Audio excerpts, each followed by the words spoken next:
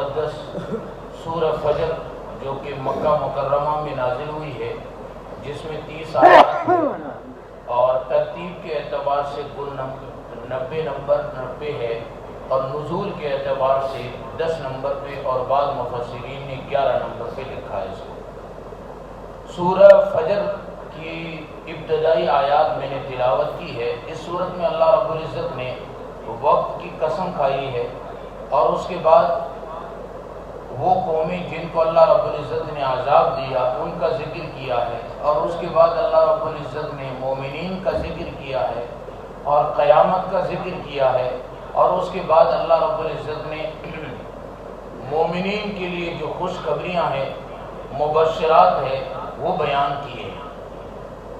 انسانی نفوس جو ہے وہ 3 ہیں: نفس امارہ، نفس لوامہ اور نفس مطمئنہ۔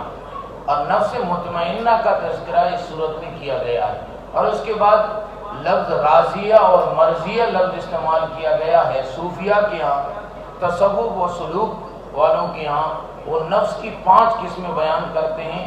وہ کہتے ہیں نفس امارہ، نفس لوامہ اور نفس مطمئنہ، نفس راضیہ اور نفس مرضیہ۔ نفس امارہ اسے کہتے ہیں جو کافر کا ہے، انسان کو گناہ کی طرف بہکائی، اور نفس لوامہ اسے کہتے ہیں جو ڈرنے والا ہے۔ ماحول ملا گناہ کا ادھر چلا گیا، اور ماحول ملا نیکی کا تو یہ نیکی کی طرف آ گیا، رونے والا، پچھتانے والا۔ اور نفس مطمئنہ جو ہے یہ مطمئن نفس ہے جو اللہ کی طرف مطمئن ہے۔ بہرحال اس صورت کے اندر یہ اللہ رب العزت نے 5 چیزوں کو بیان کیا ہے۔ تو اس کی جو شروعات ہے فرمایا والفجر، قسم ہے فجر کی۔ اب اس سے فجر کون سی مراد ہے؟ مفسرین کے کئی قول ہے۔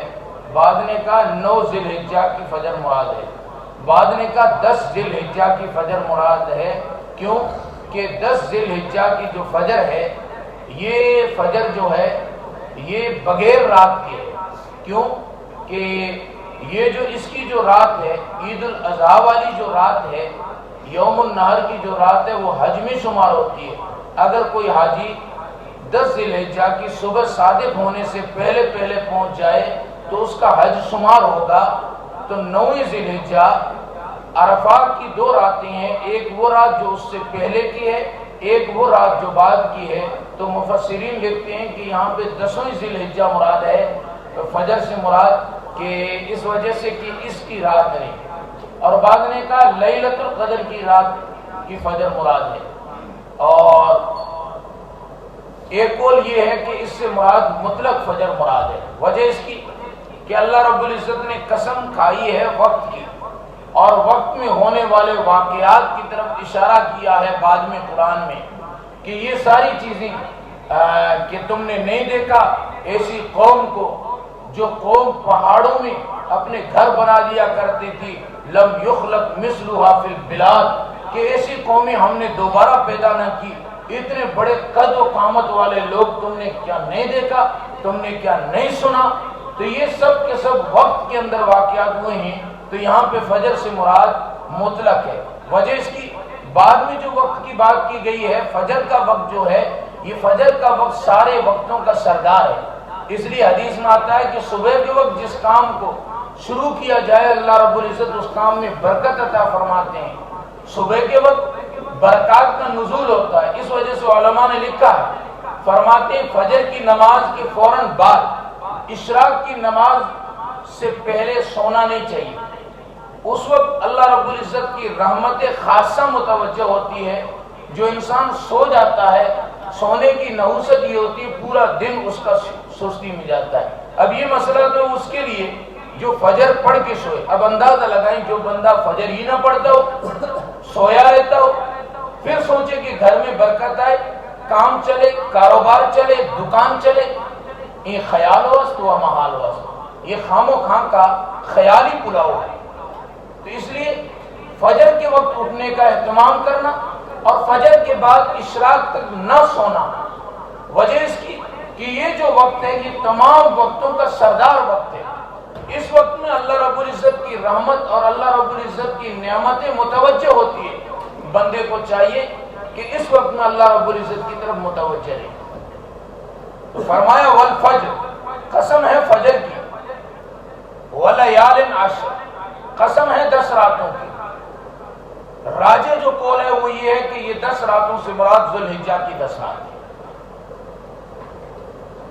کہ یہ ذوالحجہ کی 10 راتیں جو ہیں ان کی قسم کھائی گئی. ذوالحجہ کے مہینے میں اگر کوئی بندہ شروع کے 9 دن جن میں سے 8 دن کا اگر روزہ رکھے تو ہر روزے پر 1 سال کے برابر ثواب، اور جو 9ویں ذی الحجہ کو عرفہ کے دن روزہ رکھے اللہ رب العزت اسے 2 سال کا اجر و ثواب عطا فرماتے ہیں. ولیال عشر، قسم ہے 10 راتوں کی، اور یہ 10 راتیں یہی ذوالحجہ کی مراد ہے. والشفع والوتر، قسم ہے جفت اور طاق کی. جفت کہتے ہیں جو جس کا مقابل ہو، جیسے 2 4 6 8، یہ ہے جفت عدد کے اعتبار سے. اور طاق کہتے ہیں 1 3 5 7 9، یہ ہے عدد.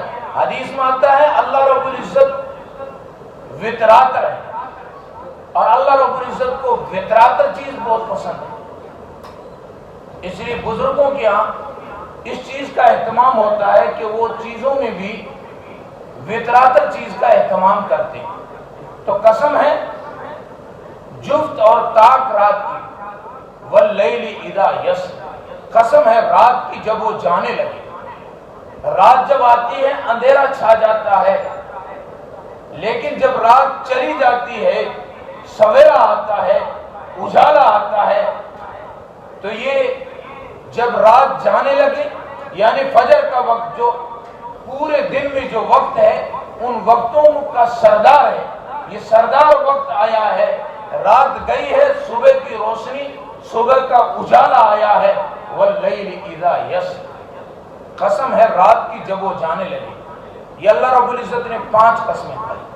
فجر کی قسم، 10 راتوں کی قسم، طاق اور جفت کی قسم، رات کی قسم جب وہ جانے لگے. اور پھر آگے فرمایا حل فی ذالک قسم الذی حجر. اس میں عقل مندوں کے لیے بڑی نشانیاں. حجر بمعنی ذی عقل، لذی عقل، کہ اس میں ذو عقل لوگوں کے لیے جو عقل رکھتے ہیں، سمجھ رکھتے ہیں، ان کے لیے اس وقت میں بھی بڑی عبرتیں پنہاں ہیں.